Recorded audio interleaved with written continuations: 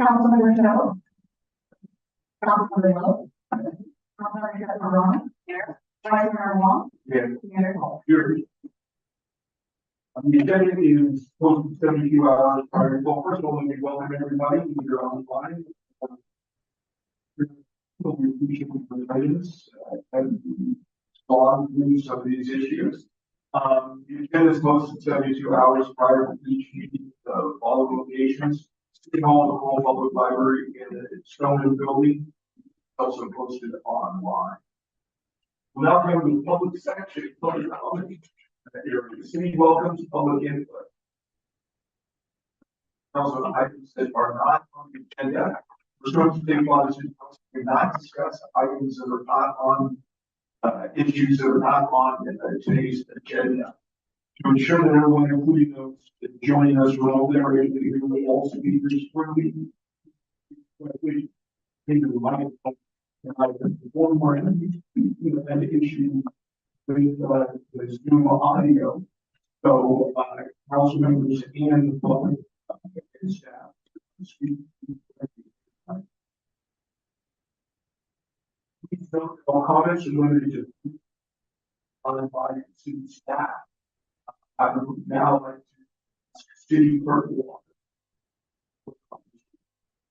Thank you. For each item on the agenda, we have a public comment. We'll do this. In person comments for each item. Please. If it's a countdown, I want to line up the committee.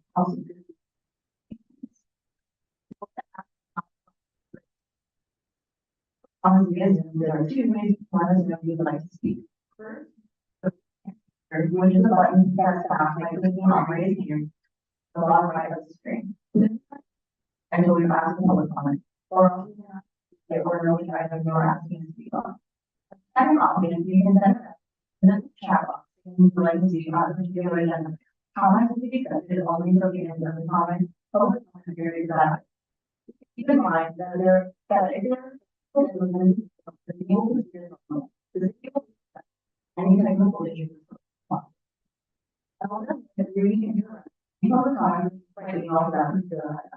Which technical limitations with gathering and sorting. It is reading your phone, the legal board for the company. We will comment. So there's a link to gather comments as a company. Any comments as a reason that will be included in the public comment record or happening. Mr. Clerk Walker, is there anyone that's in the room that make a public comment on items not on the agenda? I believe that would like to say something. That's correct. Morning. I am Stephanie Tierney. I'm a resident now for 17 years in San Marino. As you are all aware, I'm concerned pressure in our city. I've been homeless for the past 27 days. I know there are wrong with issue, so I am here to ask that you explore the idea of the structure, other structure that in the future poses an cabinet safety and health risk to our community. I thank you for taking that into consideration and affording me to speak today. Thank you. Stephanie, is there anybody else in the room that would like to make a public comment on that agenda? Seeing none, and just in response to that as we addressed in our last after a town hall regarding the homeless issues, and when the issue and addressed it. November 6th, in order to parking the question. 6 p.m. Everyone in line that would like to in the public. The computer's online. Water. The portion of being able to move on to presentations. So one is 2022 San Gabriel Valley Council Governance Update, Sandy Peterson. will be giving a presentation regarding the 2023 San Diego Valley Council of Governments update. That's correct.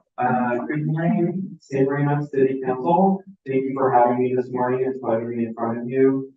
It's a pleasure to be at a morning city council meeting. These things are usually very late for me at night. So as mentioned, my name is Ian Peterson. I'm the managing analyst of the San Diego Valley Council of Governments. I'm providing a brief update on some of the activities that we've been up to at the COG over the past year. Next slide, please. A little bit about the COG and what we do at a high level. Each of these sections in a little bit more detail, but at the top level, we look to meet common needs, working regionally. We look to provide local answers and be responsive to local needs. And this is not just our mission statement, but improving quality of life is core to everything that we do, and having a neighbors first mindset. Next slide. So as a regional organization, we're always looking for a regional approach to issues affecting our cities. By taking regional approach, this also creates efficiencies for both staff time and city budgets. For San Marino, this means programming like the Food Recovery Program and EMT model and tool. Next, please. Another major value add is the COG's funding advocacy. We are a largely grant-funded organization, which means we're bringing dollars to the region to help meet local needs. And you can see here some literally large checks that we brought into the region over the past year. Pictured here are multiple state and federal earmarks being presented. On the left here is Operation Stay Safe, which is a tiny home shelter in the city of Montebello. And on the right, we have two checks being presented to the SGB Care Mobile Crisis Program, which San Marino participates in. Next slide, please. Improving quality of life, as mentioned, in San Diego Valley is in our mission statement, but very essential to everything we do. San Marino may not have any freeways running through it, but as Angelina County residents, we all must inevitably at some point drive on them. In addition to 18 completed grade separation projects, we have secured funding and are currently executing the 5760 Confluence project, which will be improving one of the most dangerous stretches of freeway in the state of California. We also recently launched a partnership with Active SGB, the Go SGB e-bike program, which provides long-term e-bike rentals for residents in the San Diego Valley, including San Marino, to take advantage of. And there's actually currently a extended summer special going on for the e-bikes, $40 a month for 6-month commitment. That is through the end of the month, so you have until Tuesday to take advantage of that. Otherwise, it goes up to $69 a month, which is still a very good deal. These are 4-digit bikes, so they're expensive to purchase otherwise. And you can see one of the e-bikes on the popping out the bottom picture there. Finally, our neighbors first approach is designed to help those residents in our communities who are most vulnerable. I'm particularly proud of being involved with our homelessness programming, and San Marino will benefit from regional activities, region-wide activities such as the broadband needs assessment and strategic plan, whose goal is to ensure there aren't any big technology gaps in our communities. Next slide, please. This number obviously gets its own slide. It's a number we're very proud of. This is $74 million that we brought in to the region, and these are dollars that would most likely not have come in otherwise without our funding advocacy approaches. Hi. I've already highlighted a few of these accomplishments over the past year, but I'll mention on this slide the 51 participants who graduated from the first cohort of our workforce development program, SGB Works. Congratulations to them. We're very excited to see where that professional journeys take you. And on the next slide, looking ahead, we're looking to begin construction on 2 more grade separation projects, complete the transit feasibility study, and establish 3 food recovery hubs to help cities comply with SB 13. We'll also be completing at least 60 home energy review assessments as part of the energy efficiency programs, which again, residents of San Marino are able to take advantage of. And we're also looking to expand the SGB Care Mobile Crisis Program to three more cities, which I'm currently in the process of onboarding two of them. And that concludes our brief slide presentation update. Thank you for your time this morning. I look forward to seeing you at future SG Board committee meetings together on projects. I'm also happy to take any questions, but I will not do a lot, and I have to answer all of your questions that you may have, but I'm happy to connect you with any staff. Get your questions, yes. Thank you very much. Does any councilor have any questions for Mr. Peterson? Thank you. Thank you for the excellent presentation.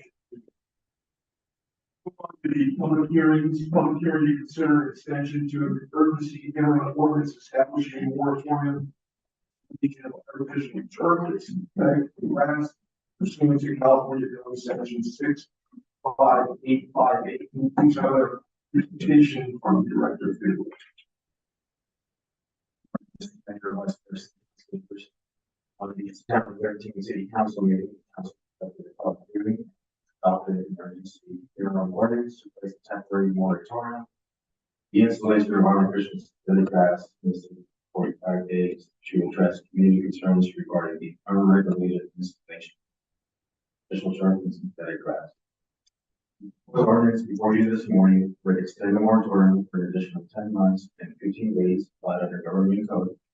This extension will allow city staff the time to research and prepare a permanent ordinance regulating artificial turf and synthetic grass for both planning commission and city council consideration. In terms of an update, Senate Bill 676 was signed into law by the governor on October and will take effect January 1st, 2004. Which removes the restriction in existing law and will allow the city to prohibit the installation of artificial turf and synthetic grass on residential property. Staff recommends the City Council conduct a public hearing and then adopt urgency ordinance number 023-1410U.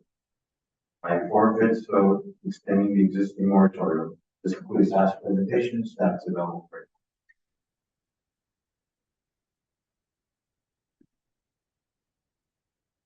Thank you.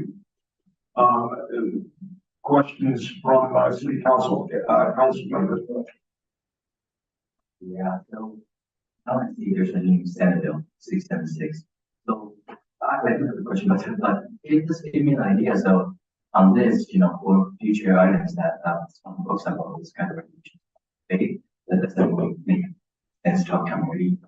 I call this one size fits all. We can't really say no type of thing. Should we put on this and just wait until they read law? We know that it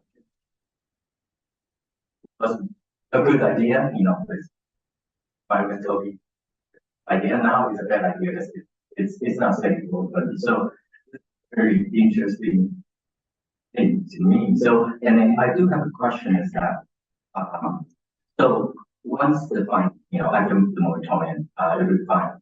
It shouldn't, well, it's hazardous to, or under this SB 676, and with the existing ones, prior to all this that's already installed, do we have to worry about, or can we do something about those ones that's already installed, ask them to correct it, or remove it, or what do we do with that? So obviously, staff will take council's previous direction and investigate and research studies conducted previously and currently studied. We can bring back a report in terms of our findings. Additionally, council can give direction in terms of the new law, and that could change the amount of research that staff would have to incur. In terms of existing artificial turf residential properties, we would have to take a look and see what can be done, if any. That again will come back on a future date. Thank you. Mr. Mayor, members of the council, just based on prior comments of the council, it is our intent to be working towards a ordinance that would prohibit the installation of artificial turf. If you have a different comment or reflection, staff will take that into consideration while we're moving forward. in terms of existing installations. Generally, when you prohibit something, you grandfather in what's there, and then you don't allow them to replace it. That's the typical means. If you're going to flat out require somebody to remove something that they've already done because you're changing rules, you usually have to have some sort of amortization period so that they can recover the value of what they installed, and that takes a certain number of years.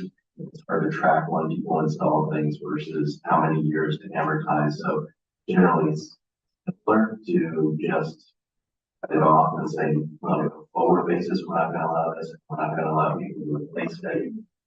So as it wears out, they have to maintain it. That's typically what we would recommend. Councilmember Cho. Just a point of clarification. So we're understanding where the council still sits here. We're recommending to extend this until the state guidance takes place. So we are recommending an extension, so there's no gap between now and January first. Based on council direction, then we'll staff will then take that direction and bring back forward bring back a ordinance reflecting that direction. Reflecting what would that be with the state laws? So the new state law doesn't prohibit. Oh, that's not. No, it just allows cities to prohibit. So we are going to recommend extend the moratorium until June. No, for 10 months and 15 days. That's that when it comes. That's how long you're not going to stay there. That's how you're going to extend it. If you adopt it. Thanks for clarifying. One comment to make on that, as we think about it, residential versus citywide, you might have to consider it school, right? I assume the football field is stricter. It is. So that might implement, there's something to consider, Generally, schools can be exempted from cities and that if it's for educational purposes. Good. Okay. Thank you. I have two questions. One was, again, do we have to extend the moratorium for the entire period, or can we extend it and adopt something that goes into effect January 1st? But it's neither here nor there. From what I'm hearing, it's a one-stop period, which I guess is useful anyway for staff, because we also do need to consider if prior installations are grandfathered in, what is the maintenance? We still have to set up maintenance and removal and inspection rules that would apply to existing, because it sounds like that would be the best approach. So there is going to be a subsection for projects in residential areas, or I don't think there's any in commercial areas, but throughout cities, as to what we have never even dealt with that. So we are going to have to deal with that in terms of existing projects already installed. And then the other question that I had, a legal question, perhaps for a city attorney, but I know Director Figueroa, you're up on all of this. Do we need to also state in our extension that part of the basis of the extension is because of Governor Newsom signing on October 8th, 2023, the new law, Senate Bill 676? Or would you, it's not inserted, or at least in my copy, it's the same ordinance that we adopted last month, which is logical. But I don't know if because there's been a major legal change, it's also affecting our need for more time. Would that help us in terms of adopting this? We don't refer to it at the time, or maybe I'm missing something. So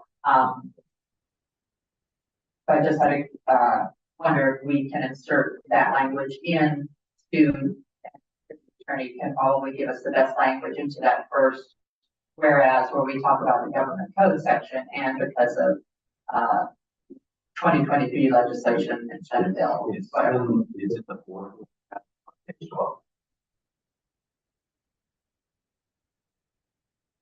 I'm on page 8. I apologize. Right, and I think existing ordinance already adopted the extension ordinance on page 12. Question answered. I just had to keep going. Thank you very much. Vice Mayor? Just a 10 month. Yeah, 10 months, why not 8 till 14? So the government code says under 6585A, you can adopt a moratorium. The first adoption doesn't require a public hearing and it lasts for 45 days. You then hold a public hearing and you have the option. The total time you can put a moratorium in place is 2 years. So the way they break it down is first one is 45 days, then you hold a public hearing. You either extend for 10 months and 15 days, which gets you the first year, or you extend for your max. Generally, what we recommend is just do the 10 months and 15 days. That gives you your first full year. That should be enough time to get from place. If you can't get it done in that time, then you come back after the anniversary for the public hearing and extend it for that final year. But there are some people who just say, oh, we'll just adopt it for 6 months. Government code actually says and extend it for and then defines the period. So in strict compliance with the limit here. That 10 month that's in August, the people of just it would be September 13th, I think. Vice Mayor Wong, Councilor Chaparral, back here. The different question you're asking, staff will bring this to you as soon as we run this through the public planning commission. And we will not necessarily be moving. As soon as we get through the process, work through nuances, components of this, we'll bring it. Thank you. No more questions. And I have no questions. Is there any public comment on this issue? In the room? Anybody online?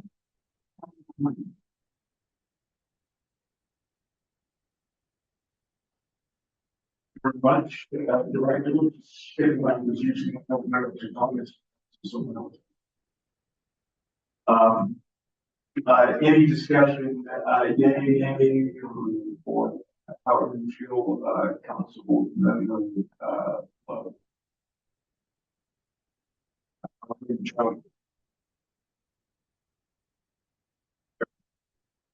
Yes, brief comment. I do believe that we have some installations that are of a minor nature. For example, artificial turf is used between edging on pavers, like stones on driveways and that type of thing. And I don't think we necessarily want to preclude all artificial turf into the city, but it should be a very minimal percentage. And I don't know how the council would like to move forward with that, because in some areas that aren't, blanketing your front lawn, it's entirely different than putting a 2-inch strip on, between pavers that you have to drive on or something like that. And there are plenty of existing ones, I understand, but for the benefit of residents in the future who have a situation where they want to add the greenery in that, I just think staff needs a clarification. I personally would prohibit any large expanse of grass and astroturf, artificial turf, whatever, synthetic grass, whatever we're calling this category of petroleum product.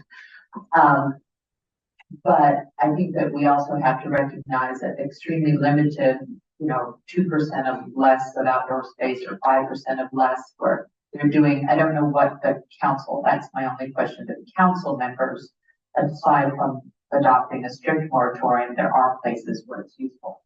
And so I look to us, do we want to prohibit it all, or do we want to allow some category of usage that's extremely small and is not the type where they lay out in the front yard or in any yard, to cover a large area? and that's with respect to the moratorium and not talking about. No, that's with the prohibition, but that's when they're constructing. I think we need to give direction to staff. Obviously, they understand what our large picture is prohibited, but are we going to even allow it? And my comment is, I think we should in a very limited usage where it's necessary for driving on or for some sort of access area that otherwise lawn does not work. And it should be a very small percentage of the overall outside area.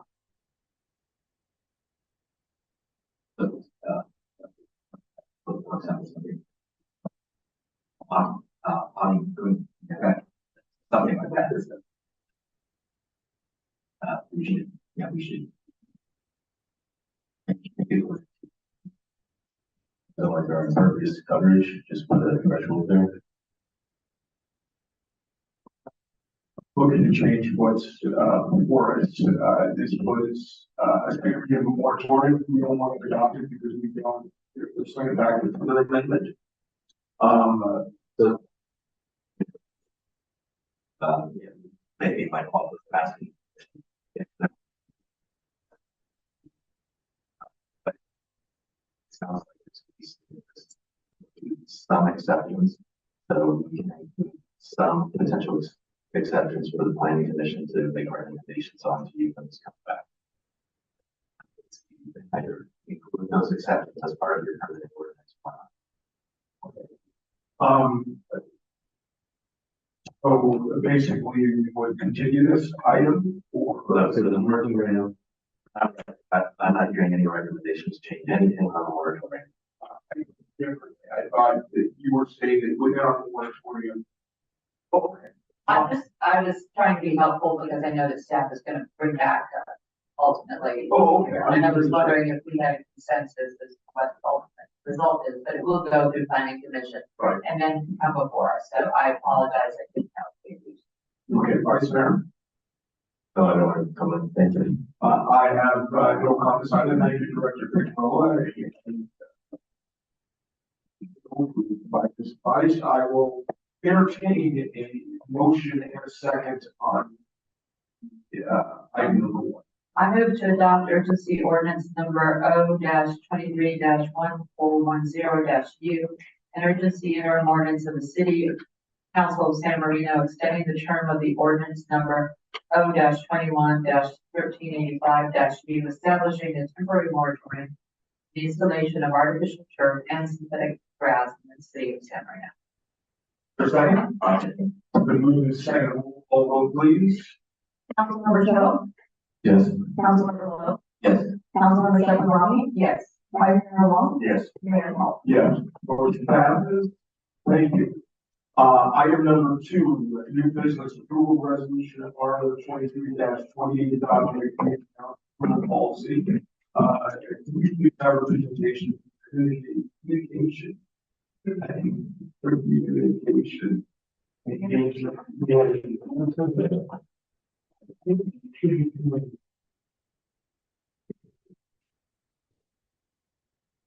can agenda as a change to that. Good morning. I'm very happy to have this item for you today. It's been in the works for quite a while now. We're very excited to have this underway.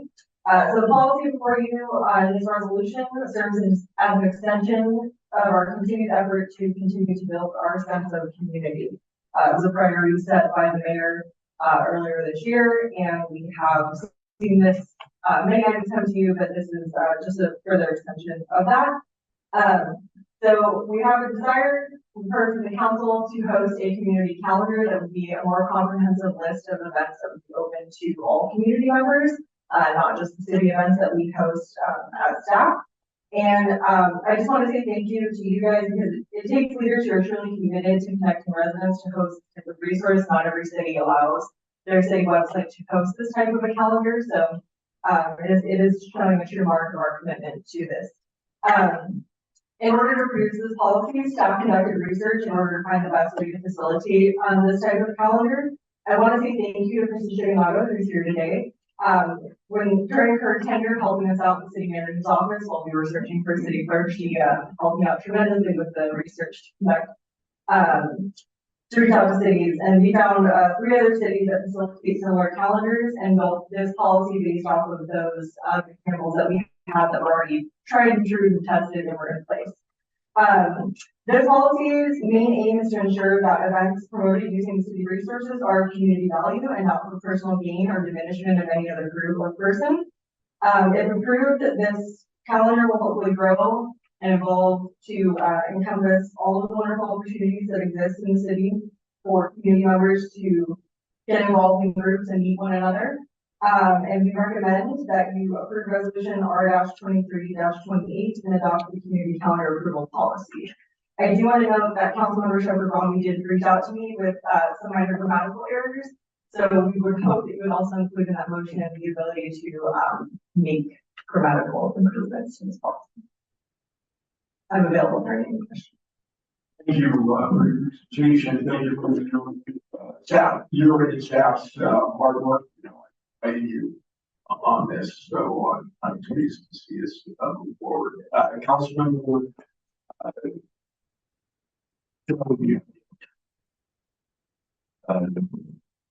Roshan Kwame. Thank you, Mayor. I so appreciate the work that's gone into this on staff's part, and thank you, Manager Tebbets, as well as our intern. I'm very grateful. I know it was hard to do, and it sounds like this is kind of a unique situation, but San Marino is unique. The one question that I have is here, the document refers to San Marino to allow residents. And the first line and throughout pretty much, to add things to the calendar in order to connect, et cetera, with other community members or what I consider community members, organizations for culture, education, and entertainment. And I think our discussion was about community members, because our more than residents, we have obviously our school district is larger. We have staff as well as businesses in town who are part of our community. And so I'm wondering if other cities, have ever done that, or can we introduce that concept here? Because I think that's part of what we as a city would like to see all members who participate be able to use this, because there's a lot of groups that involve inside and outside residents, and I don't want to get technically hung up on a resident that doesn't really reflect what we're trying to do. Sure. So I think you're referencing switching out the term residents for community members within the policy. That was, I think the policies that we looked at reference residents because I think they were mainly trying to keep the events within the city boundaries, but we have that stated within the policy separately. So I think that we'd be more than amicable to do that swap for terms and just broaden the purpose further. Thank you. No further question. Thank you, Mayor. So, first of all, I think it's wonderful to see the community calendar be based on the exhibition in that direction. It will be helping in a company like ours. And so as I read through, so we're taking a more passive type of approach, right? And we're waiting for organizations or everyone, and then we do it and put it on calendar. Is that the way how this is going to be done? So the policy is only dictating the way that we will interpret information that is given to us. As part of what my role as the community engagement manager will be to actively seek those submissions. So, once we have this policy in place, I'll be reaching out to you, and I'm actually happy to have Michael in here today since I can reach out, to the school district, to all of our wonderful clubs that I'm already in contact with quite frequently. Our Library Foundation is also here today, so I'm sure they'll be reaching out with any of their events, but it's also part of our goal as staff will then to be to act these submissions. But we will, I think because we're enacting a policy that requires us to interpret information given to us, we won't just be adding things onto the calendar without permission from those groups, because we also want that to be a two-way street. We want the permission to promote these events, and so that's what we would be gaining by having them submit to us. And that would be great, so it's just thank you. And after the calendar is established, is there any plan? Because once the calendar is there, you won't it's not maybe no, maybe like is there a plan for the newspaper or even like I mentioned, see so we can deliver all this calendar. Yeah, so I think that would be part of our ongoing conversation of how to best communicate, I think, everything city related to our residents, and we will use all avenues available to us to promote this calendar. Thank you. No questions, thank you. I thank you very much. The only limitation that I know there's exception to it is that the event takes place within the city limits. And it says reasonable exceptions to this requirement may be granted by the city manager. So I know, for example, school events might have been saying increased travel, although we would say these are.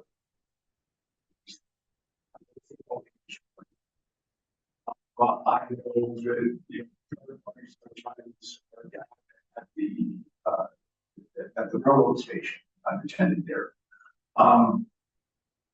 The reasonable exceptions period is kind of vague. And so I don't know if we want to change that it has to be, do we want that limitation in there? Do we see it much of as a problem?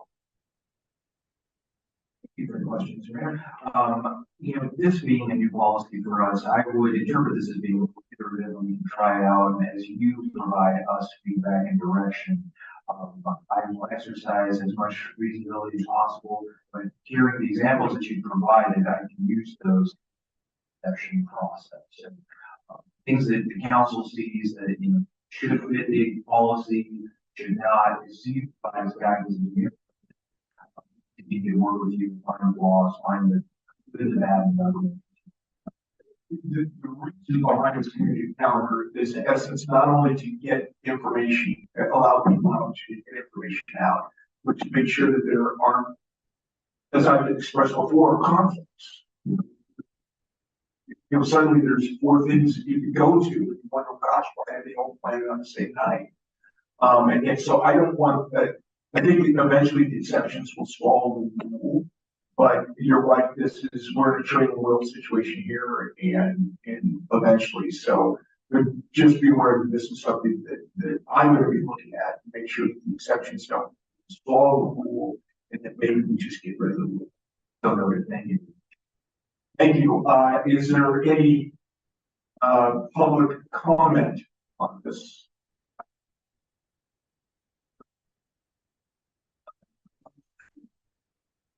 Okay, I'm bringing back a few more comment by council. Joe, you have anything to comment? I think this is great to have. I think something maybe we need to think about is, sorry, I guess the initial question is this being 100% managed by engagement or is there support in? What do you? I have a part-time staff member whose primary function is communications for the city. I don't know if you've seen her much yet because she usually does a lot of behind the scenes work, but we have Kathy Lamb in our office, city manager's office, and then the application directly dumps into a backend system that we have that the city clerk also has access to, the city manager has access to, and so we're confident that we can manage this. Great, thank you. Just want to expand on that, Councilman Cho. You're asking the right question. Existing staff will be working on this project, so we will be finding people that this project is program.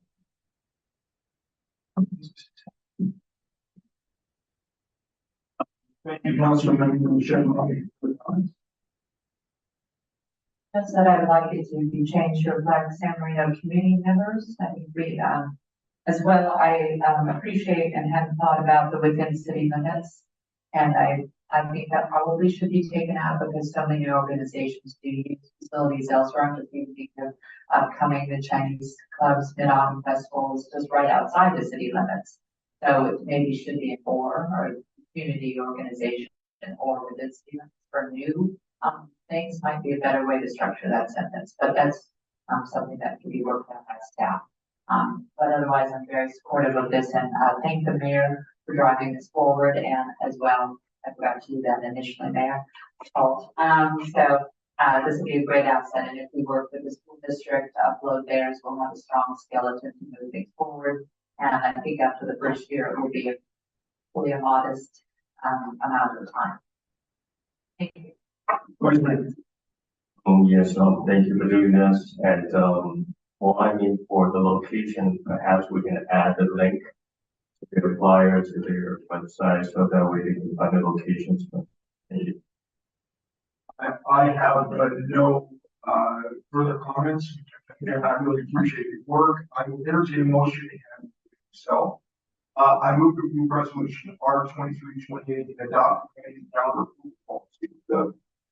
That's attached as exhibit A to the resolution following amendments that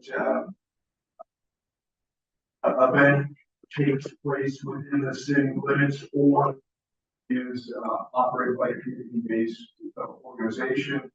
And number two was that, what was it, council member Shepard Raleigh, we changed the word residents in DI to the event is open to all San Marino community. Is that how you wanted it? I think it was all reference to residents. Okay. So we spoke about this, but I want to make sure the council was okay with that, so there's about, and there's some minor typos because. And those will be correct. Exhibit A as amended. Is there a second? I'll second. Okay, roll call please. Councilmember Shell. Yes. Councilmember Lowe. Yes. Councilmember Raleigh. Yes. Vice Mayor Long. Yes. Mayor Paul. Thank you. On to item number 4, resolution R 2327 adopting the Lacey Park or major events policy. I believe it is Director Shaw. I'm sorry. I jumped in at item number 3. To R 2327. We have community management. So, again, another policy that I'm very happy to have for you. We're hoping that this policy will basically put in a framework to preserve the regular use of Lacey Park while balancing events that bring value to the whole community. This is a theme that we hear time and time again with Lacey Park, that we enjoy the events that we have there on an annual basis, but we do want to try to preserve its normal use outside of those events as much as possible. And this policy's goal is to create a transparent process for neighbors, community organization, and the city council, and also greatly streamline efficiency for staff, which is one of the main reasons I'm so happy to have it.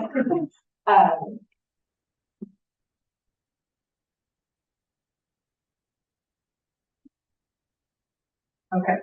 So to begin, I just want to highlight, so this policy is mostly focused on weekend events at Lacey Park that require full or partial closure of the park or significantly impact the use. This policy would require that all of those events that fall within that category must be co-sponsored by the city. City organizations will have a window once a year to apply for the events for the following calendar year. And then the city council will consider that slate of events and approve co-sponsorships for events that they want to occur. The co-sponsorship will cover requests for waived staff time and use of city resources to advertise and waiving a space rental fee. So these are requests that come from our community organizations that host major events that we have in the community. Again, these aren't city hosted events, so all of the great events that we have from our recreation team. These are outside organizations that request the use of Lacey Park for the benefit of our residents. So the approval process will kind of look at the calendar that you have in front of you. Obviously this year will be about a month behind because we're approving this policy now. So in future years, October applications will be made available to community groups. In November, the council will then approve co-sponsorship for any events they want to see, and then the new calendar year, events will begin the special event permitting process. So it's important to note that this is only taking care of the co-sponsorship request as a part of the event. The events will also be required to go through a special event permitting process, which then we will then work out with all of our department heads, our public safety folks, all of the required insurance, documentation, and then the specifications that we want to place on the event for operation. On this slide, this is kind of what an approval calendar would look like. It would have the event name, the dates, and then all of the different requests that the event would then be requesting. These are two examples that we had from the past year and kind of the different requests that would come along with them. And we would also include in that packet though the application that they would be fully filling out for their event. And this last slide here is just the kind of historical weekend holiday events that we've seen in the past. All of the events in blue are city hosted events from our recreation team, so those would not be necessarily approved as a part of the calendar. The ones in black are the traditionally held annual events that affect weekends and request co-sponsorship from the city in some form or another. So more or less, this is kind of the full slate of events that we'd be looking at for weekend events that affect. So Saturday, Sundays where we have resident entry or non-resident entry fees or major use on, and particularly in the mornings. And with that, I am available for any questions. Thank you. Council member Chevrolet. Just had one question in the procedure. I greatly appreciate your time in working this out, and you brought this to council. We've had this discussion, and I think it's very important, especially for our residents living nearby to the park, and all as well as for staff who are getting lots of requests. You're spending a lot of time fielding things that coming in. So my only question is the final approval. I was looking at our the next item, which is the street tree policy and procedures, and we would get ultimately, as we change this, something that comes to council for an information as opposed to an approval. And I don't know if we feel the same, but we want to micromanage the decisions about events that might go on this calendar. So my only question is, how will this be reported back to us once you get the next year and you bring it to council? How intensive is our involvement? Are we going to be reviewing all the requests or whatever? Just to clarify. I may step in here, and I appreciate your question, Councilor Chevron. This is something that we would envision to be on a consent calendar item for your, that requires the council's permission to do things. We will streamline the process and further places on the consent calendar. Thank you. That was my only question about the process, but I greatly appreciate the time and effort to get this well done. Councilmember Joe. Well, Thank you. And so, well, just some clarification on this. So, my understanding this is to govern the weekends of the rewards. For the closure, and for weekdays, then because there's no private events will be allowed. That's why it's only So there are private events allowed in Lindsay Park on dates. The reason why those would not be included in the council approval is that those are normally much smaller in nature.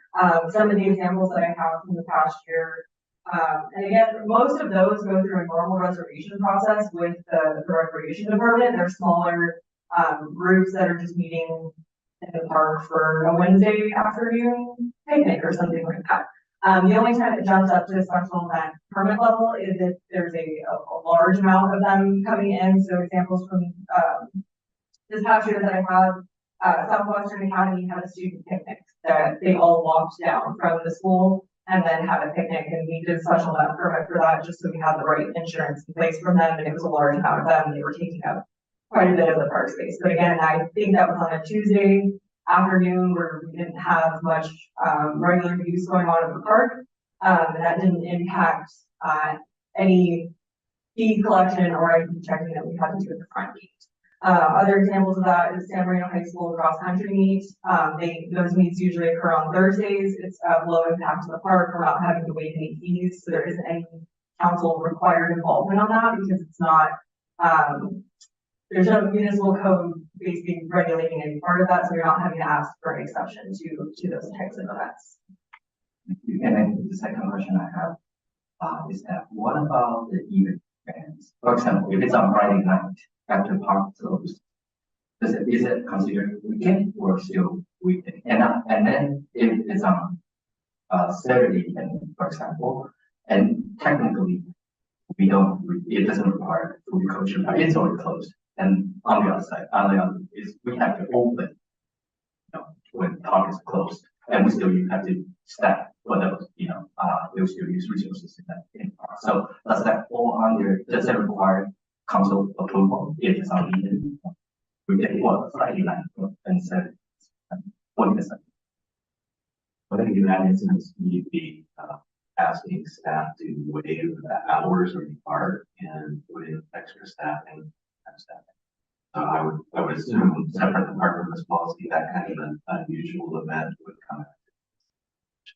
Whether you have the policy or not, that's after the hours. The hours are set out in the code, so the council's gonna have to do that.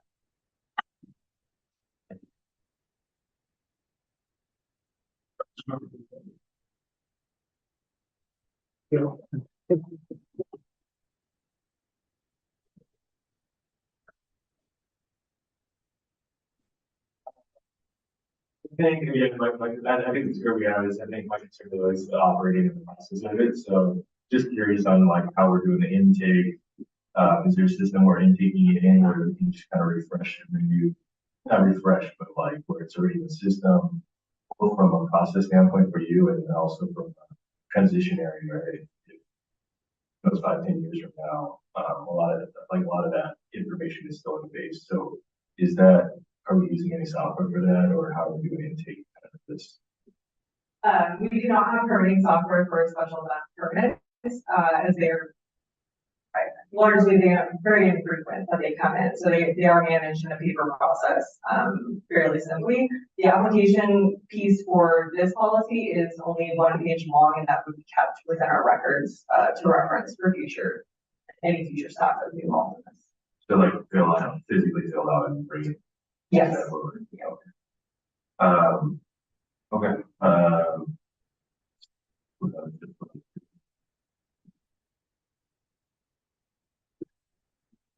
Thank you.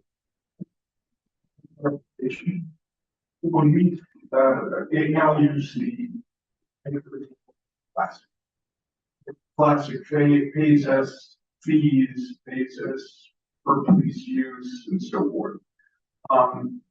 And they come and it says here that they have to be co-sponsored by the city.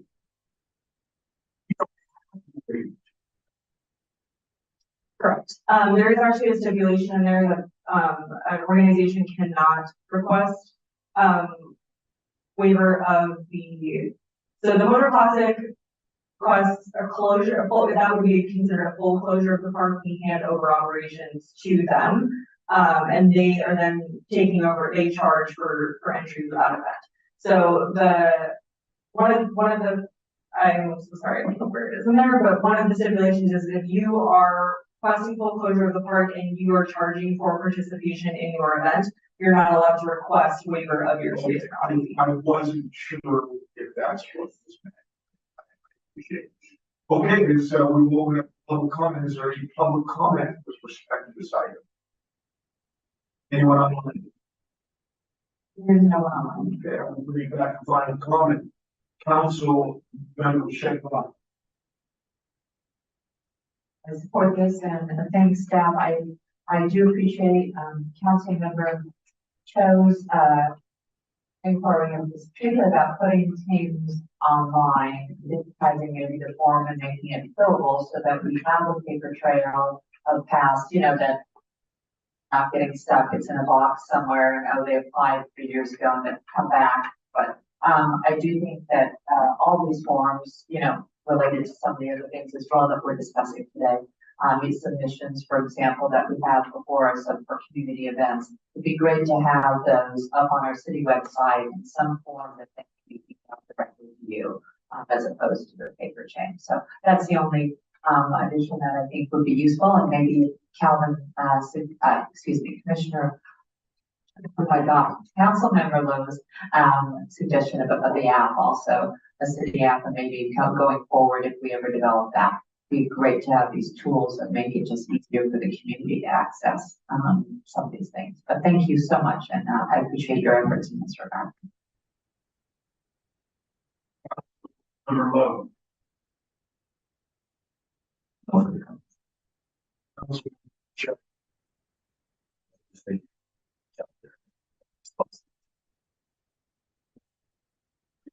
That's not only concern I have is, please put the neighbors around the Lacy Park into consideration because I've heard a lot of complaints. Thank you.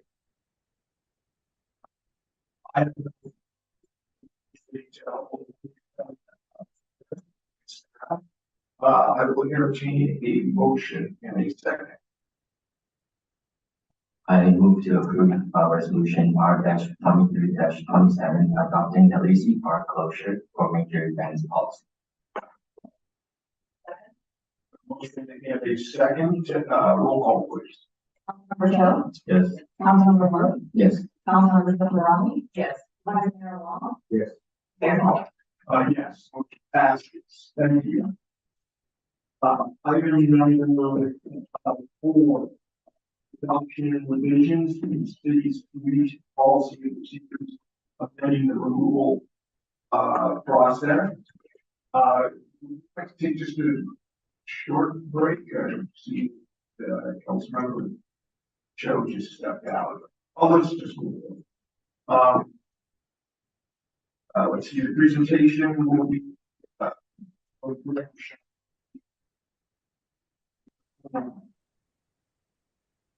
Hi, good morning, Mayor, Vice Mayor, and council members. I apologize I can't be there in person with you today. This agenda item is for your consideration of the adoption of revisions to the city's street tree policy and procedures, amending the removal process. The policy was first adopted in September 2016 to help inform decisions made regarding the city's planting, trimming, removal, maintenance, and general management of the city's urban forest. 2 subsequent revisions to the policy were approved by council in October 2018 and April 2019 that proposed public tree removals be approved by the city council. Now, through our insurer with the California Joint Powers Insurance Authority, or CJPIA, they oversee our risk management, and as part of their role with the city, they routinely review our policies to help proactively manage risk.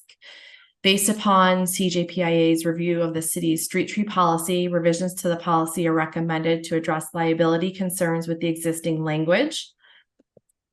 The proposed revisions are limited to section 7.1 primarily, and you'll see in the attachment, it's redlined for the policy, so you can see the changes made there.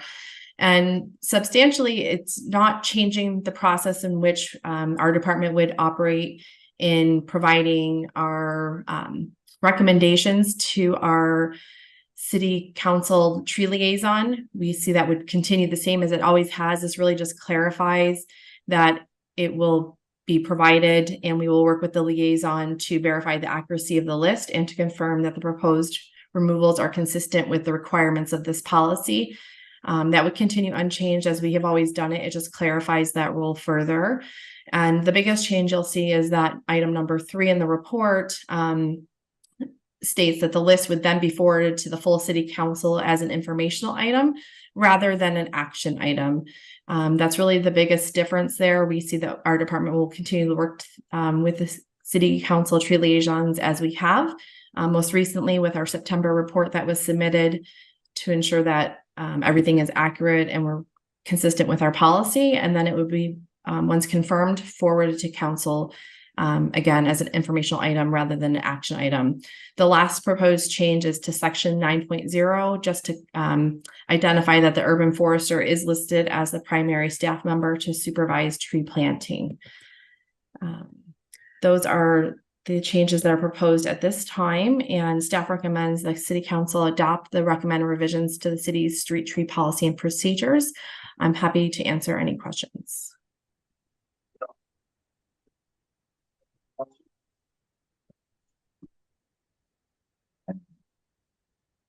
Joe? I have a question. Like the last item, this has to do with the council informational purposes versus on our consent item, how it's reporting out to us, the list of approved tree removals. I appreciate the efforts made to include tree liaisons going forward as well as in the process, so to speak, and I understand the concerns of JPIA that are influencing some language changes. However, I'm thinking of the last, for example, the community calendar vote, it will come forward to us as an approval, and a part that is because of the fees, which are fairly modest that we get on any given weekend, and closing the park down would change that schematic, so it affects us financially as a city. And I'm thinking that if the list had 25 trees versus 50 trees versus 100 trees being removed, that also is a financial decision. It has financial implications. Tree removals, regardless of our subjective decision about what particular tree. So we're only getting it as an informational, with this revision, as an informational item.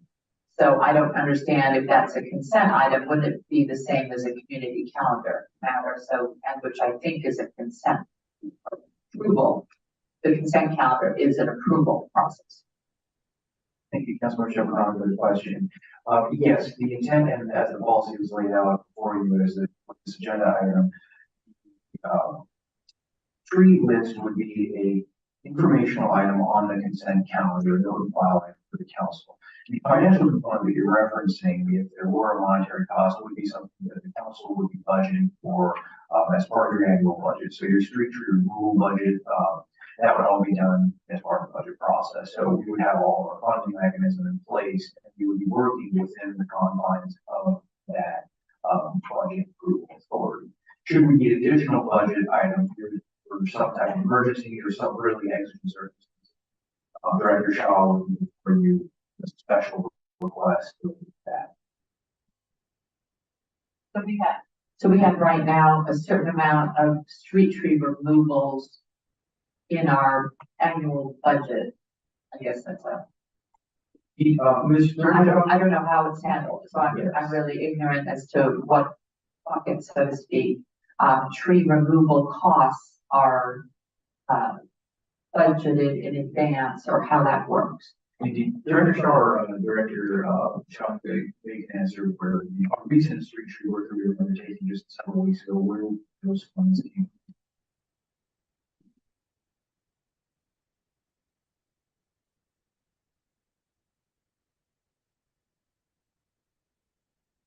Maybe Shaw can here, but regards to the budget for tree, it's also regards to tree removal plus tree maintenance. We all budget that in the same budget line item. I do not know off the top of my head how much it was budgeted for, but we do include that during the annual budget. Regards to tree removal as well. That's the ongoing. That's our ongoing contract amount with Mariposa. Yes. There's a presumed amount that covers both of us. Yes. Thank you. Right, I appreciate that. Thank you so much. Vice Mayor? So for clarification purpose, I just want to know, so, the city council won't have any say about the tree removal list, and we would just be informed, is that right? As proposed, as it would be in the policy, correct? There are issues with ongoing tree removals. Certainly the council could ask for that to be agendized and have further discussion in case there be direction or revisions, further revisions to the policy. But as currently proposed, tree liaisons will review with the arborist to ensure the accuracy of the report and the requirements of the policy for removal. And then the council will just be provided that as an informational receipt file, a matter on your agenda, because the liaisons have already confirmed the accuracy of the report. So who is that? I understand. So the arborist is the one who is making the recommendations consistent with the policy requirements based on their credentials and professional opinion, and the liaisons are confirming accuracy.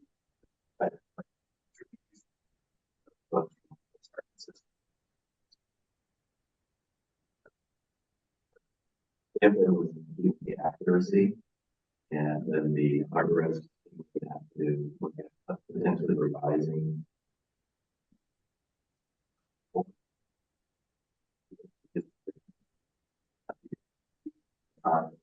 For instance, these.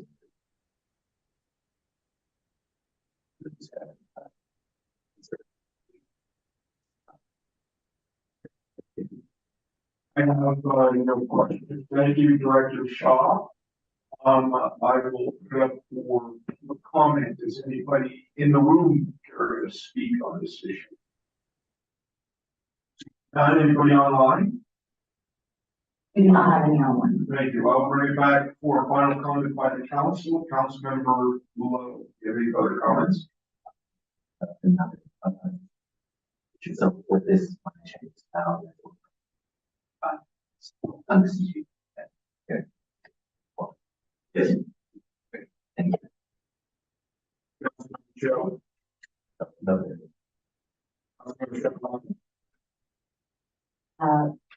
No further. Comments. I'm just concerned about the insurance overriding the concerns of our residents. Thank you. Well, I mean, I would say because a lot of us, I mean, 5 of us, we're not expert in everything. And that's why we need the experts to give us recommendation and we make the final decision. And CJBI, they can say what they want. And they can say they want what they want to cover and what they don't want to cover. So, sorry, I can't support this. Thank you.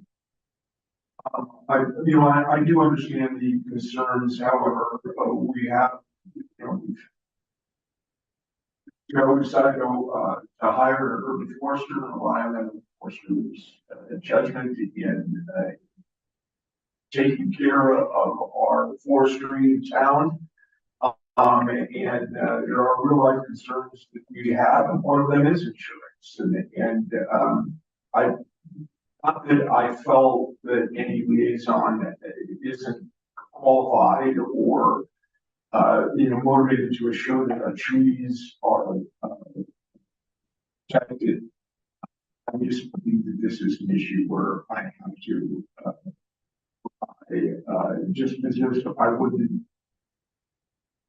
I wouldn't be out there telling a police officer or a firefighter how to do their job, and I would rely on their judgment.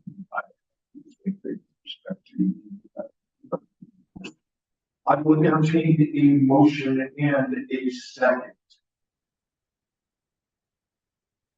I move to adopt the recommended revisions to the city's street tree policy and procedures. I will second that. Roll call, please. Councilmember Cho? Yes. Councilmember Little? Yes. Councilmember Barone? No. Mayor Long? No. Mayor Hall? Yes, motion passes. Move on to item number 5, and that is the Stanford Community Center facility use fees for community and not for profit.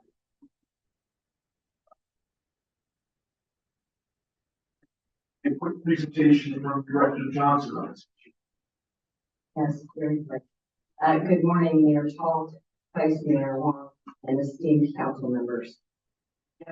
For you, request that council provide direction regarding the group A rental fees. Group A is defined as San Marino community groups and not-for-profit organizations. That report begins on page 48 of the packet. Next slide, please. As you'll recall, council reviewed this item at a meeting in July on the 28th. Staff presented a market-oriented pricing structure for the new community center and its rental fee schedule. A 3-tiered pricing structure was also presented at that time, with Group A representing San Marino community groups and not-for-profit groups. Group B representing San Marino residents and businesses. A representing non-residents, and other businesses and organizations. At that meeting, council approved the market-oriented pricing model for groups A and B and directed staff to maintain Group A rental fees at historic levels that were set back in 2012 for both the community center and the library. In addition, council directed staff to return with further analysis of Group A fees in October for further consideration. Today, you'll receive a pricing recommendation for the community center rental spaces only.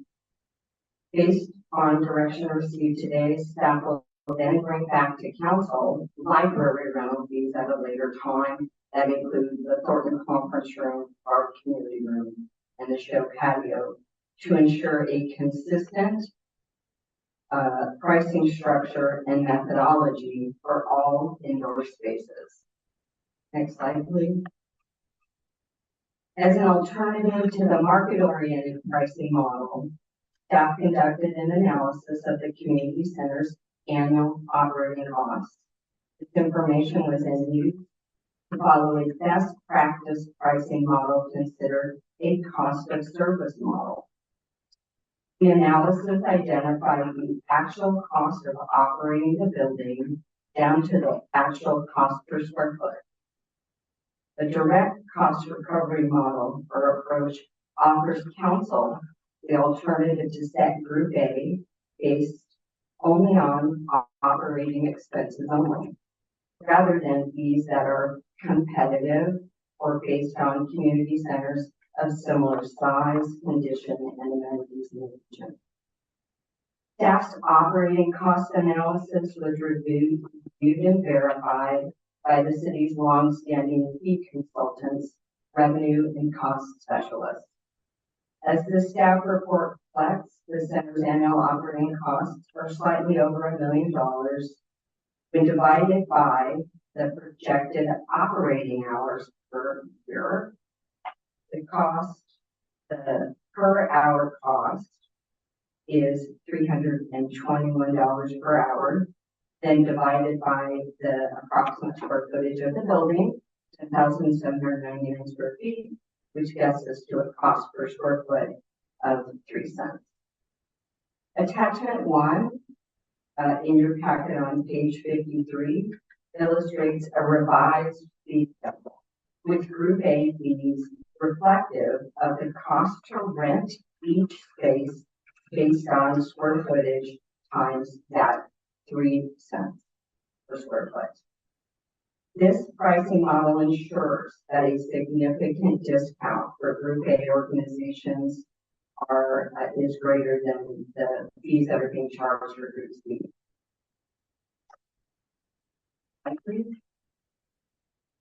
This slide represents slide and table is a slide that depicts 2 fee scenarios, general scenarios that can be expected by Group A users based on historic trends and usage patterns, as well as recent discussions with a few of our community partners. While these estimates are provided as examples, organizations may realize a variation in fees based on desired room choices to accommodate various types of meetings and events that they would present to staff during the reservation process. The fiscal impact of this newly proposed cost per service pricing model and pricing approach for Group A will decrease the current revenue projection by approximately $25,000. This concludes staff's presentation, and we are available for questions. Thank you, Director Johnson, for your report. I will open up for questions. Show me any questions. Yeah, the question is more so just on the Friday and Sunday. So are the classes all the same pricing for the Friday and Sunday? For Group A, the rental fees are they are the same during Monday through Thursday for Group A only. So we have transitioned to ensure that Group A is paying consistent fees Monday through Sunday. Okay, so for example, the fireside room then for them for the time allotment is different, but the fee per hour is the same. So the five, so like Friday to Sunday, the 5 hours. I see, I see. I think, just want to clarify.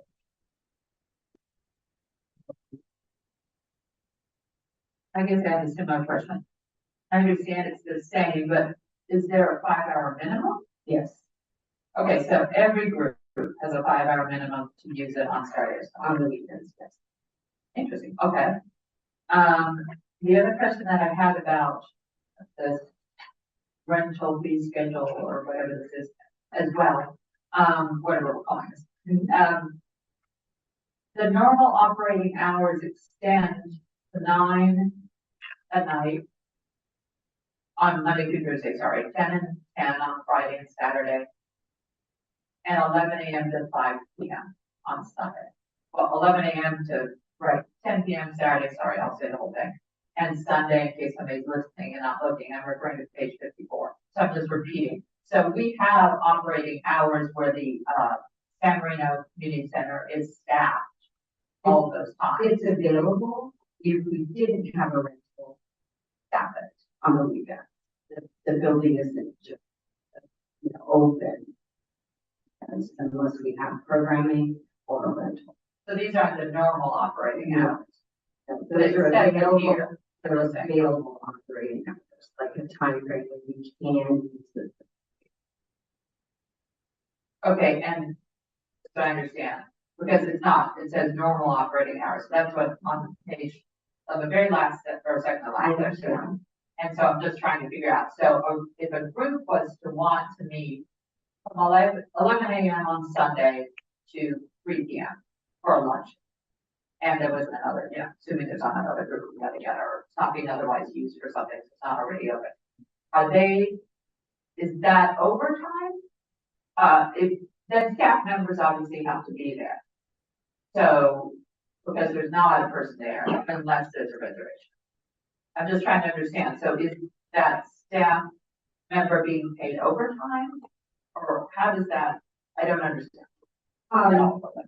These normal operating hours, the parameters would be, the standard times that facility rentals can be pursued. In terms of the staffing, we have, several part-time staff that typically cover these hours, so we wouldn't move into an overtime consideration from a personnel expense.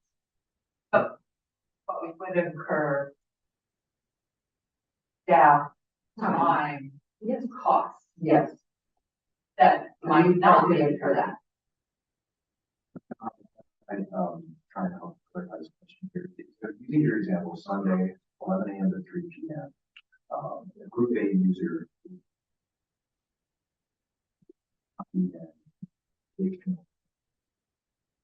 But I'm not saying I agree with group A fees. I'm just trying to figure out when is it literally open that a group could walk in and use it. Correct, during those hours, 11 to 5 p.m. If you wanted to. But it's costing, my question is, it will cost the city money because this part-time person would otherwise be timing, using their part-time hours through the rec to do other things, right? We now have to have a body there that would otherwise be there. Correct, additional. So we have budgeted for that bank of part-time hours, and if it's not used, it is then somebody's. So your question is correct, yes. We would then need another bond. And then I have a general question, getting back to the report and the discussion of how you came up with this new concept of direct costs, and I think you called it. And I think it starts an explanation on page 49, like the second full paragraph, where you kind of list out personnel, utilities, custodial services, insurance, admin, overhead, and depreciation. So all of those things are both direct, but then you refer later to indirect costs that are captured. And so what other things, because what concerned me also in part is on page 50, or I think you showed the slide of the table of the and it says indirect overhead costs. And I was trying to figure out, because that's more than our salaries and wages that we've added to the budget for, running or using this facility, right? The new staff, I'm assuming that mostly reflects the new staff members. And then maintenance and operations, and it's a very large category. It's $620,000 annually. So I'm just trying to figure out what is included there. That's these things. Question on how about that particular category, things like, administrative overhead costs. So, for example, the cost of human resources that we can provide to for the higher staff, everything staff is not in.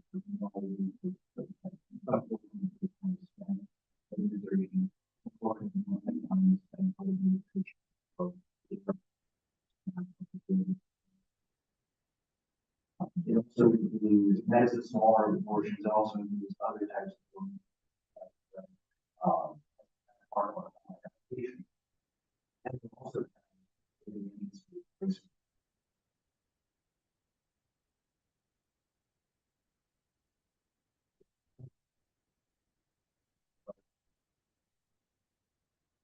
years, but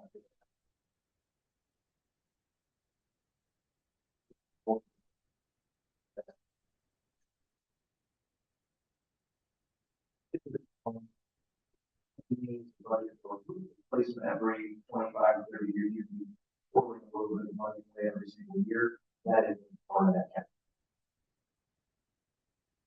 Follow this down. So your vision then is that we're setting aside a fund now for maintenance, ongoing future maintenance. And you Instead of a line item where we're positing funds yes, ma'am. Our hope from is, these fees. yes, ma'am. Our hope is that as part of the budget process, we will be for you a specific reserve fund to be able to put those funds away.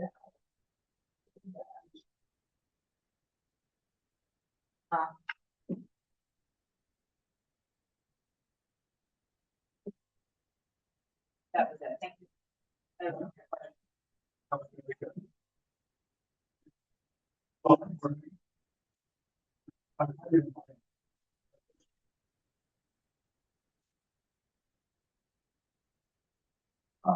Come down.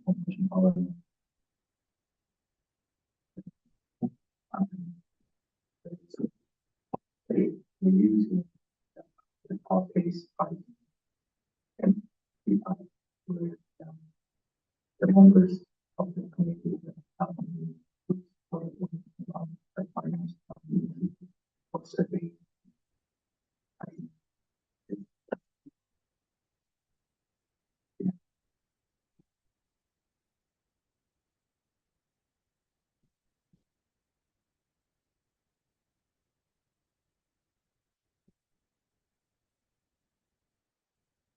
Completely understand the question.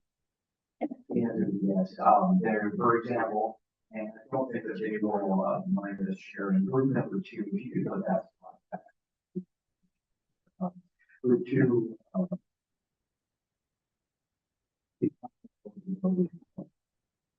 This is competitive with, I believe, one and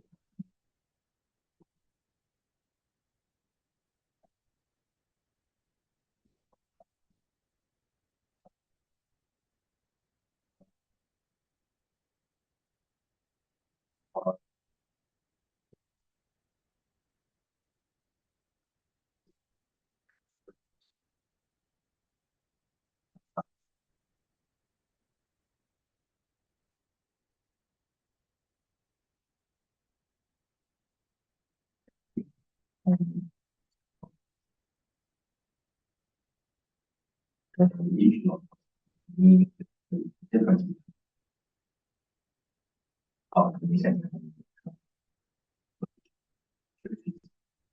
We don't have.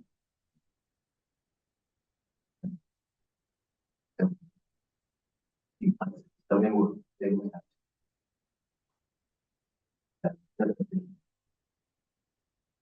What? And I will have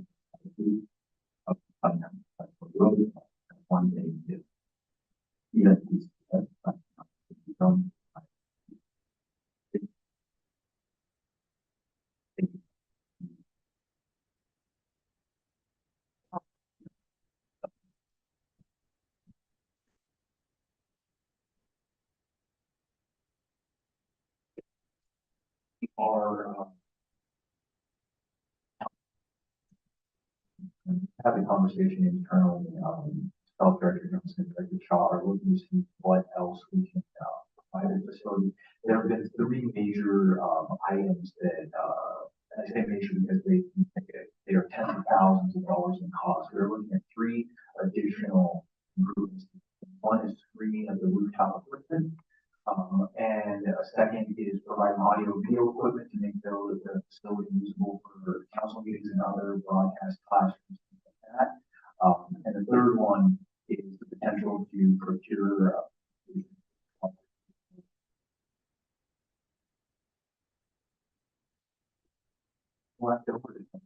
those topics in our furniture and our fixtures, thank you. Finishing budget line item. So we're going through to compile those different things and understand the best use case for the money investment and then potentially bring something back to council consideration. But a couple of those items have tens of thousands, if not hundreds of thousands of dollars prices, and dishwashers would cost us a lot more as an agency than it would for rotary rent or purchase disposable.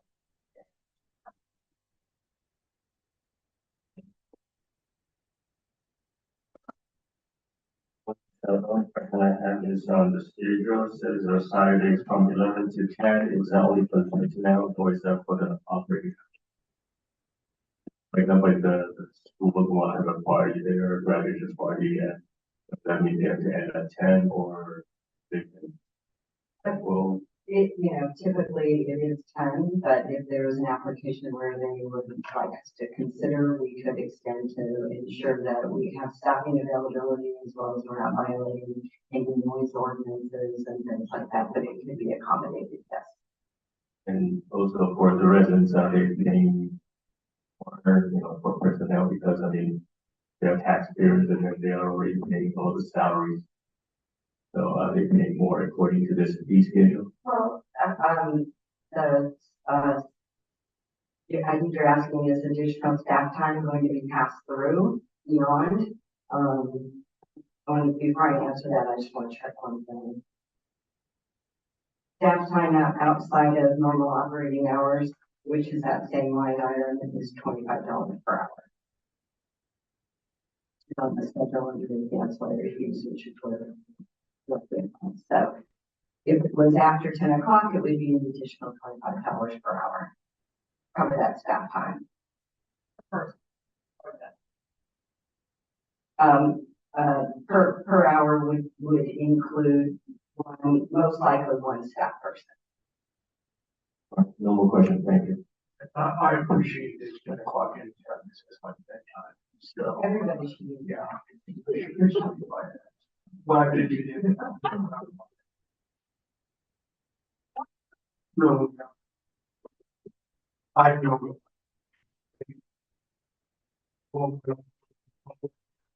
Everybody in the room. Is everybody online? Councilman Joe. I think in general, I just have two comments here. I do think it's important for us to have something on the set aside.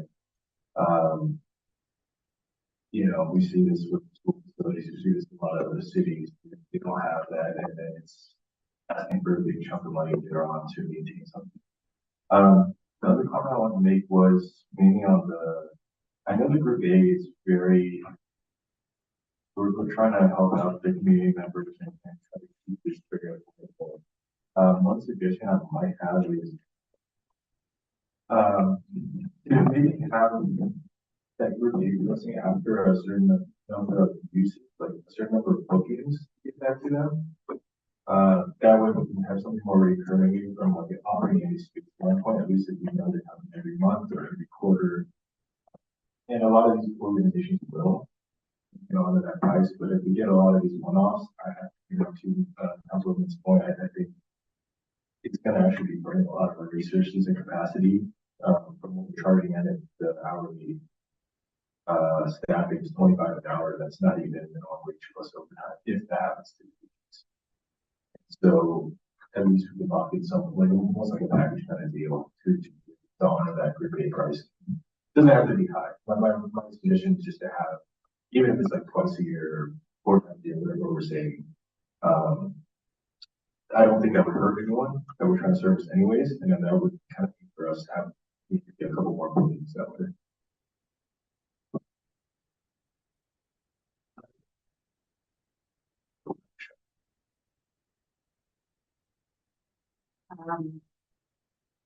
I appreciate the effort, I hope we can spend money in, putting this together, because I still think that whether it's, figuring out that it's a 3% on square foot or whatever we charge, the 3 cents a square foot, and then we broke it down, and I appreciate all that, took a lot of effort and time. But I think that San Marino community groups, should use the San Marino Community Center for free. At least initially, and if you want to do something over time, that was what I had suggested before. And that they should be charged for only an incremental cost. Meaning, if we have to employ additional people, if there has to be additional janitorial services that would not otherwise be happening on a daily basis, I don't know these answers, or if it's outside, whatever we're considering normal hours. Because that's what we need to recover, is the extra part that we're not already budgeting. In my mind, we already budget for the salaries.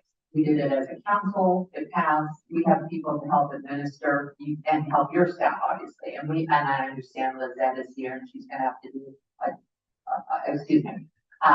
our human resources manager, as well as city manager, I won't use first names, but all these people already exist to serve the residents. And the residents are behind having the community center, and they paid to buy it and they paid to renovate it. So the community is in here for $10 million already spent and not getting in the door to make their reservation for their group. And to me, that was why most people thought we were building it as for the city club use or whoever wants to use it.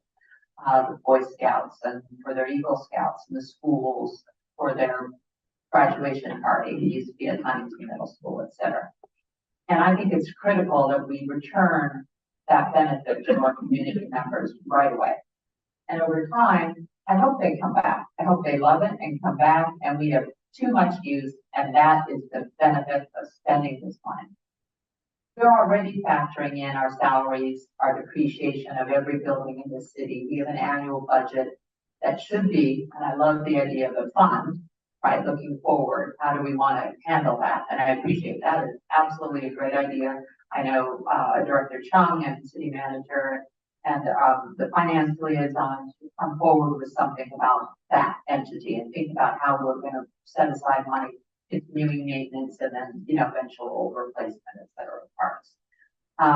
But for me, it's not include things that we're already paying for the residents, because that's really double dipping. They're already paying for their taxes, for the utilities, for the deferred maintenance, for the staff salaries. They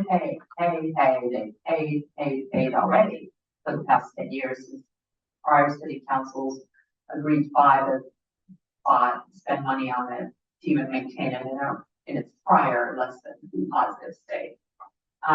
But I still come back to, they should only be paying incremental costs. If you have to hire more staff, if you have to have a security guard because it's a school dance and they're underage kids getting in and out of cars, I don't know.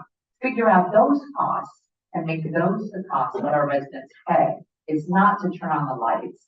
It's not the deferred maintenance. It's not really even maintenance unless you require more trash cans because a particular group has some event where they're being particularly messy and you foresee it as an issue because it's the annual paint-a-thon or something.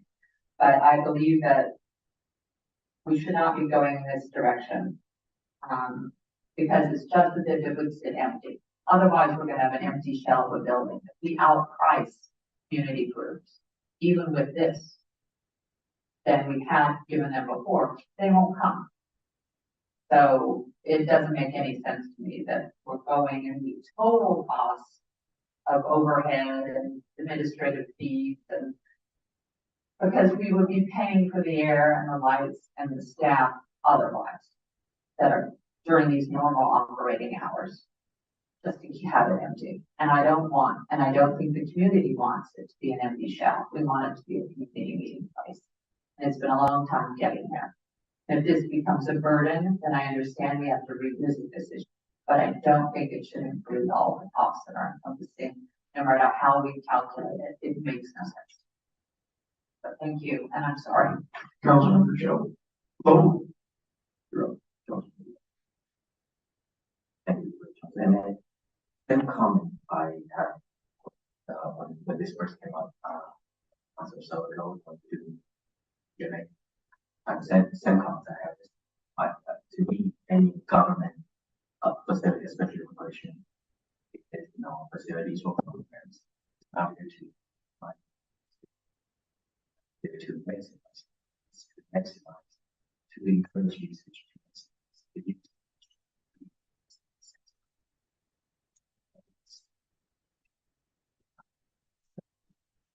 Government, there's no tax dollar, it's not to make money. Government, especially recreation. To me, I learned that from some see in their recreation programs, even requiring any recovery, just spend money to make residents happy. So the young families will come join us, or raise their family in our towns. That's something that will connect with the community and happy. The kids are happy. Everybody's better in this. That's the purpose for recreation for the facilities for programs to me. And so besides all the existing, community members, partners that are using facilities and change. I would like also to see that our pharmacy ourselves create more programs to include commitment that where they can enjoy, even without charges. So everybody bring happiness as a community too. That's one. So for the price, so I do understand that we need a price. I think in place of the schedule in place to an ASAP. That there's no in place to can charge, but we want even this. I just want to first of all, I would like to make sure this is competitive enough, attractive enough for the existing community groups. Comparing to what they're paying, that's fine. That's a great question. And even after that, because there's unforeseen or calculated expenditure to all the groups, like Councilman Chair mentioned. After all, this is we pay this, all the community members spending on $10 something. And if somehow this is unattractive for groups, then we come back and revisit this ASAP to make a judgment. Can I add a comment here? I think the difference here in my opinion is it's kind of like Lacey Park. Where they can come use the rec space if we're hosting events through rec. They can come in as residents and kind of hang out or talking about games. I think that's differentiation because even if we book 15 people even at Lacey Park, residents have to pay the right? And it's because we're kind of inviting one bike, right? And so I think there's a differentiation there to make note of this one. Yeah. And with that, yes, but I just want to also make sure that even with that, the pricing is competitive, not what the residents have to pay for the groups at this pricing that we're about to. Yes, thank you for the for studying and all the service and everything. But I'm concerned, for example, with Rotarian and then if we start moving if they start moving their meetings to our facility, my annual membership fee might increase too. And just for example, and then also So it will be better later, or they're not gonna decrease for my membership. Also member show mentioned Lacy Park, sometimes they come in and ask us to waive the fees. So for example, if the Rotary, they come in and ask us to waive the fee. We do that, or looking at in Lacy Park, do we ask that the, for example, to events like the non-marathon, I know there's I can't remember what it is, when we had closed down Lacy Park, the classic. Yeah, so, the other one comes from, yeah. Thank you for your hard work. I take it as a little bit of a different, which is, I think, is, looking at the community, purging lower remains.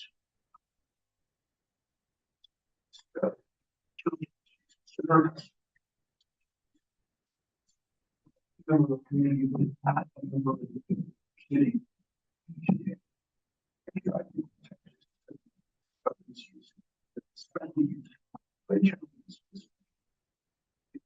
Reaches that fair common to reach how we use other organization or town.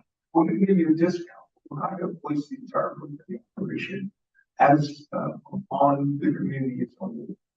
And I agree with both Joe's comments. But these we're giving discounts. This will be necessary. If we find it not, if we're not getting the type of usage that we want out of it, we address it. But I believe this is an excellent compromise, and it makes sure that community groups are provided a discount, placing the burden of their use of it. And that's what you have to do at times. And with respect to what council member. And first of all, we'll have to reduce it, but we will also use it for programming where we won't be charging anything. I think that's really taking a look at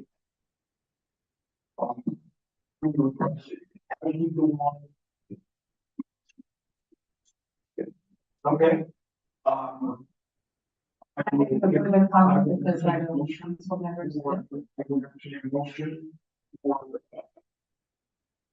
item. I'd like to make a comment as other council members did. And then you ask for it. Okay. You have. We'll honestly, we'll go over and over. We know everybody's position.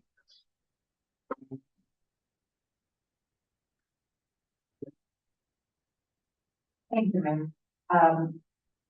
My concern, and I do have, there are two distinctions I'm trying to make, that this isn't something that an individual resident can use. I'm only doing this for community groups that meet, that be a group of basically community members, and they are nonprofits and they're here to benefit their meeting time. And the events are also open to the public. So it's a little bit different. And then I thought further about it because obviously, PTA party or perhaps is a closed event to those paying members. So that's a little bit of a different exception that I do think we have to think about and consider whether they're charging. So an event that charges to participate might be, but again, I wanted to focus on the direct costs and then figure out what's most fair for people who are not charging the community groups. That was I'm trying to get those people in there to use it at least this first year and then revisit the issue of what do we charge. And similar to the Lacy Park, you go in with a group, but if you want an exclusive event, then you reserve an area and you pay a fee. And then also the city can step in, for example, if it's a community group that wants to do that, and we can waive the fee as it. And so to me, that's like an all or nothing similar sort of situation, if it's a private event and you want to pay a fee. The Lacey Park analogy is a little bit different in how we can then review whether it's through a special permit or otherwise get approached to waive that fee. So it's not really the same in my mind, it's not open in the same way. And I appreciate that we have had the doors open and somebody there during normal operating hours, and that's why I was trying to get to that. What are the direct costs of that? And I think that's a much more fair and equitable way to do it. So, but I appreciate the efforts, and we just didn't talk about this beforehand, and I appreciate I spoke with Ed Lang, the city manager, about it as well as what you were thinking, and I know it's taken a lot of time. So regardless of, please understand that those were the distinctions I was trying to make. Thank you. I move to adopt resolution number.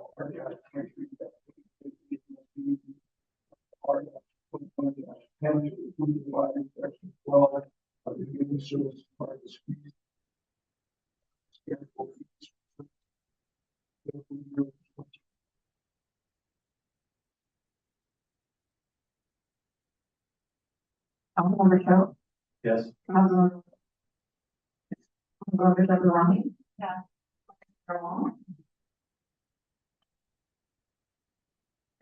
Yes, motion passes. Move on to consent calendar, is anything to, are